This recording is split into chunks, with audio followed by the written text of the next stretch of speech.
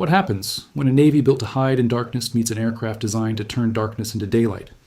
In the Strait of Hormuz, that question can decide whether oil keeps moving or the whole world feels the shock. Before the story opens up, do one small thing for the crew watching with you. Tap, like if you want clear defense breakdowns. Subscribe so you do not miss the next one. And share this with the friend who thinks small boats are not a global problem. Most people imagine a naval crisis as two huge fleets facing each other across open blue water. But the Persian Gulf is not open blue water. It is crowded, shallow, hot, and nervous. Tankers crawl through lanes that feel too narrow for the amount of money floating through them. Fishing boats move close to military boats. Islands break radar pictures into messy pieces. At night, every light on the horizon looks harmless until it is not. That is the kind of place where a small navy can look much bigger than it is, because confusion becomes a weapon. For decades, Iran leaned into that confusion. It did not try to build a mirror image of the United States Navy. It could not match aircraft carriers, nuclear submarines, destroyer groups, global bases, and satellite networks. So it chose a different path. Iran built a force that was cheap, fast, and hard to count. Dozens of small attack boats, some with machine guns, some with rockets, some with anti-ship missiles. Some only meant to scout, harass, and make a captain hesitate for just a few seconds. In calm water, one of those boats is not terrifying. 50 of them arriving from different angles is a different kind of nightmare. That idea is called swarm warfare. The swarm does not win by being stronger than the enemy. It wins by making the enemy look in too many directions at once. Every radar return demands attention. Every wake might be a missile boat. Every radio message might be a distraction. A warship has powerful weapons, but its crew still has human limits. They must decide what is civilian, what is hostile, what is a decoy, and what is the real kill shot. Iran's whole mini-navy was built to attack that decision cycle. The roots go back to the tanker war of the 1980s, when the Iran-Iraq war spilled into the Gulf. Oil ships became targets. Mines appeared in shipping lanes. Speedboats used islands, coves, and cluttered coastlines as cover. They could rush out, fire, and vanish before a bigger ship. Could respond cleanly. Iran learned a hard lesson from that era. In a narrow, busy waterway, you do not need a giant fleet to create giant risk. You only need enough small threats in enough hidden places. This is why the Strait of Hormuz matters so much. It is one of the most valuable choke points on Earth. At its narrowest, the shipping lanes leave very little room for error. Around 1/5 of the world's oil consumption moves through that doorway on many days. Liquefied natural gas moves there too. If the strait becomes unsafe, it is not just a problem for a few ships. It becomes a problem for airlines, truckers, factories, power bills, and families who never look at a map of the Gulf. So Iran's small boat force was never just about sinking something. It was about threatening the flow. It was about saying, if you squeeze us, we can squeeze the world's energy artery. That threat gave Iran leverage far beyond the size of its navy. It made shipping companies nervous. It made insurance costs rise. It made foreign governments take calls they did not want to take. A few small craft parked near a choke point can become a political weapon before a single shot is fired. But every strategy has a weakness. The weakness of the swarm is that it depends on surprise. It needs the enemy to see the boats late, classify them slowly, and react under pressure. If the boats are found early, the swarm becomes a line of fragile targets. If their movement is tracked from port, their speed is less impressive. If commanders can tell the difference between a fishing vessel and an attack craft before the final dash, the old fog disappears. And when the fog disappears, the mini-navy loses its shield. That is where the AC-130J Ghostrider enters the story. And it is strange at first, because this aircraft does not look like the future of naval warfare. It began as the C-130 Hercules, a workhorse cargo plane. The basic frame was made to haul troops, food, fuel, trucks, and rescue gear into rough places. It was not shaped like a stealth jet. It was not built to break speed records. It looked like a flying warehouse. Then the military turned that warehouse into one of the most precise gun platforms in the sky. The old gunship idea is simple and almost brutal. Instead of flying straight over a target, the plane circles around it. Most of the weapons point out of one side. As the pilots bank the aircraft, the guns keep looking down into the center of the circle. The target stays under constant observation. The crew can watch, measure, adjust, and fire again. It is not a quick pass like a fighter jet streaking by. It is a patient orbit. The target is inside the circle, and the circle becomes a trap. The newest Ghostrider can carry a 30mm cannon and a 105mm howitzer. That second weapon is what makes people stop. A howitzer normally belongs on the ground. On this aircraft, it fires from the side of a plane. The shell is heavy enough to tear apart a small boat with one clean hit. But the scary part is not just the size of the round. The scary part is the sensor system guiding it. Infrared cameras search for heat. Low-light cameras watch shapes. Computers help crews hold aim while the aircraft keeps turning. Now, imagine being in an Iranian fast boat on a moonless night. Your engine is loud. The hull slaps the water. Salt spray hits your face. You know the coastline. You know the islands. You have practiced the route. For years, the promise was that darkness and clutter would protect you. But above the clouds, or just beyond the sound you can hear, something may already be watching the heat from your engine. It may see your wake as a bright line. It may know your direction before you know you have been seen. That changes the mind before it changes the battle. Swarm tactics need confidence. Every crew must believe that if they move fast enough and close hard enough, the enemy will freeze for a moment. The AC-130 attacks that belief. It tells the boat crew that the night no longer belongs to them. It tells commanders that sending out 50 craft might simply create 50 visible heat signatures. A weapon does not only destroy metal, sometimes it destroys the courage needed to use the metal in the first place. And this matters because Iran's larger ships have not been the heart of its naval threat. Frigates and corvettes look impressive in photos, but they are expensive, easier to track, and harder to replace. The real pressure came from the small craft fleet tied to the Revolutionary Guard, the part of the force built for speed, harassment, and surprise. These boats can scatter from small ports. They can mix with civilian traffic. They can force a big navy to spend huge money watching cheap targets. That is asymmetry. It is not about matching strength. It is about making the stronger side pay more to defend than you pay to attack. The Ghostrider threatens to flip that price tag. If a cheap boat can no longer hide, it stops being a cheap answer to an expensive warship. It becomes a small target waiting for an aircraft with plenty of ammunition. A single gunship mission can watch a large patch of water for hours, especially with aerial refueling and support from other aircraft. It can pass information to helicopters, patrol planes, and ships. It can help build a living map of what is moving, where it came from, and whether it is behaving like traffic or threat. That living map is the real revolution. In the old game, the boat asked the question, "Can you find me before I reach you?"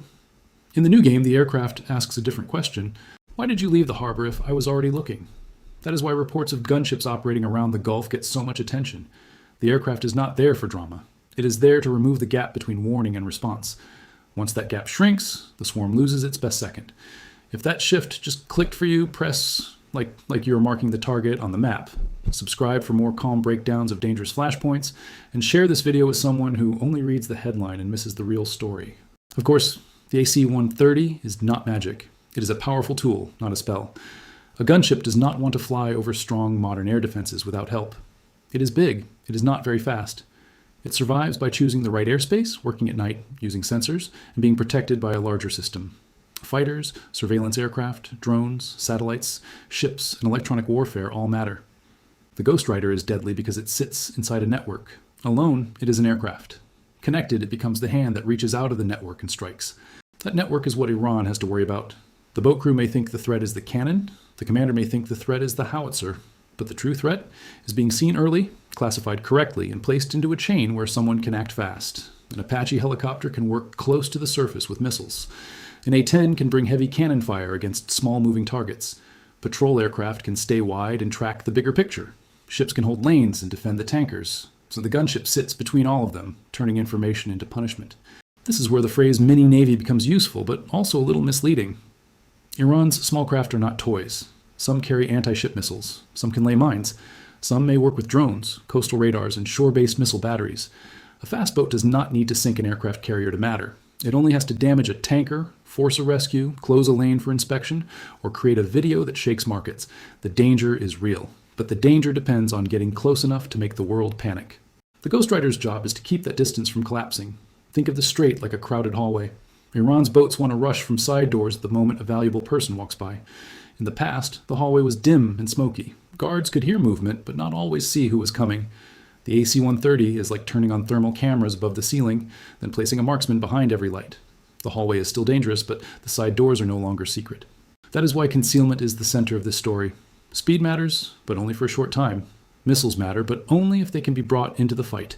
Numbers matter, but only if the defender cannot sort them quickly. Take away concealment, and all the other strengths start to shrink.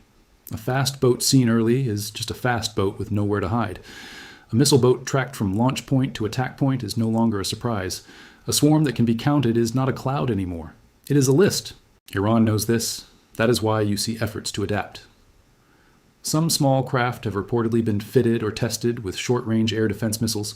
New designs get announced with claims of higher speed, longer reach, better stability, and stronger weapons. State media shows sharp angles, missile tubes, and confident commanders. The message is clear. The swarm is not dead, and Iran wants everyone to know it can still bite. But adding missiles to a boat does not erase the basic problem.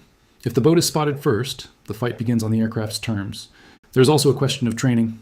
A boat can be replaced faster than an experienced crew. A hull can be welded, an engine can be installed, a missile rack can be bolted on, but coordination is learned through repetition.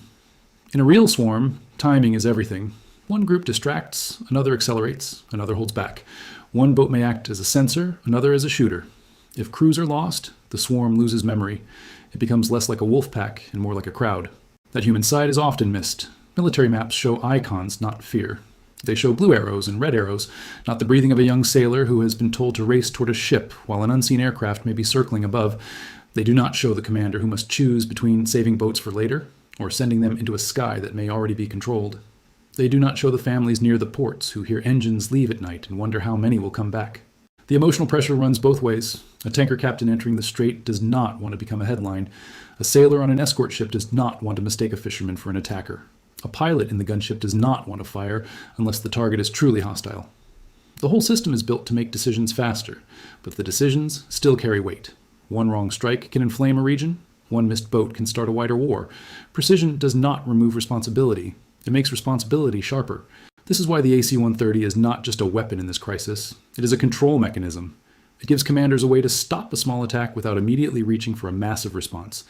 If a boat swarm is detected early, the response can be narrow. Track this group, warn them, block them. If they keep coming, destroy the specific boats that are crossing the line. That is very different from launching large strikes on ports, bases, bridges, or power plants after a tanker burns. That narrow response is valuable because the politics around Hormuz are explosive. Iran faces pressure to show it cannot be bullied. The United States faces pressure to keep shipping open. Gulf states want protection, but not a regional firestorm over their own cities and energy facilities. Energy markets jump on rumors. Insurance companies raise prices before missiles even fly. Every government involved wants strength without loss of control. That is a hard balance, and the gunship helps by giving leaders more rungs on the escalation ladder. But it also creates a dangerous temptation. When you have a tool that can see and strike so well, you may believe you can manage every spark. History is full of leaders who thought escalation could be kept inside neat lines, then watched events outrun the plan. A speedboat commander may misrate an order. A drone may be mistaken for a missile threat. A frightened crew may turn the wrong way. A warning shot may look like the first shot. Technology improves control, but it does not eliminate chaos. So the Ghostrider changes everything, but not by making war simple. It changes the choices. Before, Iran could lean on uncertainty. How many boats are there? Which ones are armed? Which ones are civilian? How close can they get?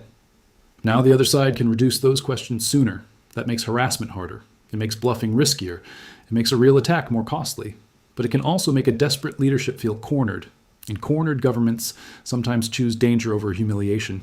To understand the pressure on Iran, look at the cost exchange. The old plan was to threaten expensive targets with cheaper ones. A missile boat, a mine, or a drone could force $1 billion ship to react. Even if Iran lost some small craft, the math might still work if the world became afraid of sending tankers through the strait.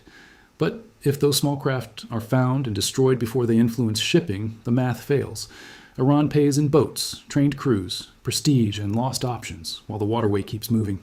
Look at the cost from the American side, too. Sending a destroyer close to a swarm is risky because the ship is boxed in by geography. It has strong defenses, but it is still inside the narrow lane with the tankers. An aircraft can stand above that geometry. It can watch approaches from different directions. It can engage before the boats enter the final sprint. It can help keep the most expensive ships farther from the most chaotic part of the fight. That is not cowardice. That is smart use of distance. Distance is the invisible advantage. Iran wants closeness because closeness creates confusion and urgency. The gunship wants space because space creates time. Time lets sensors confirm. Time lets commanders compare tracks. Time lets a tanker alter course or an escort move into position.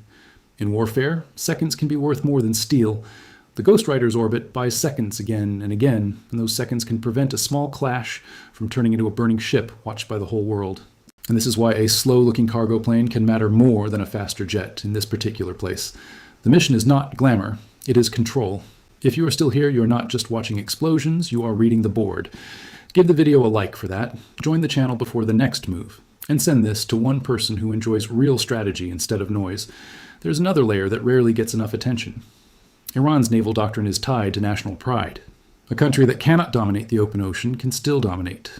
The story at home by showing fast boats racing near American ships, missiles rising from the coast, and commanders promising retaliation. Those images matter to a leadership that needs to look defiant. But the AC-130 is hard to turn into a good propaganda picture. It does not need to fly low for cameras. It does not need to chase boats in daylight. It can work in darkness, where the public may never see the contest at all. That kind of quiet pressure can be more humiliating than a loud defeat. If Iran sends boats out, and they are struck before they reach anything important, the message is clear. If Iran keeps them in port, the message is also clear. Either way, the swarm loses some of its political power. The threat still exists, but it becomes less convincing. And deterrence is built on belief. A weapon only deters if the enemy believes you can use it successfully. The Ghostrider makes that belief harder to sell. Still, the story is not finished. Iran has options. It can keep investing in drones, mines, shore missiles, decoys, and electronic warfare. It can try to confuse sensors with civilian traffic. It can launch from unexpected places. It can attack somewhere else, far from the strait, using partners or proxies. It can wait for bad weather, political distraction, or a moment when patrol patterns change. No military solution closes every door forever. The other side adapts too. That is why this is a contest, not a one-scene victory. The United States also has limits. Gunships need maintenance, crews get tired, airframes are few, weather can interfere, rules of engagement can slow action. A crowded waterway always carries the risk of mistakes, and if Iran's air defenses are pushed forward, or if missiles threaten bases and refueling tracks, the gunship's freedom can shrink. The smart lesson is not that the AC-130 solves the Gulf. The smart lesson is that it attacks one of Iran's favorite tools at the point where that tool is weakest. That weak point is visibility. Everything returns to that. Mines need to be placed without being stopped. Boats need to approach without being identified. Missile. Teams need targeting data before they can shoot well. Drones need routes that are not predicted. A defense network that sees more, sooner, forces every Iranian move to begin under suspicion. It is like trying to play cards while the other player sees your hand reflected in a mirror. You can still make moves, but your best tricks are gone. This is the deeper reason the story feels bigger than one aircraft. The AC-130 is a symbol of a wider shift in warfare. Hiding used to be easier. Night used to protect movement. Small units could slip through gaps. Now sensors are spreading across the battlefield, from satellites to drones to aircraft with thermal cameras. The side that sees first often shapes the fight. The side that is seen first spends the rest of the fight reacting. In the Strait of Hormuz, Iran's mini-navy risks becoming the side that reacts. That does not mean the sea becomes safe. It means the character of danger changes.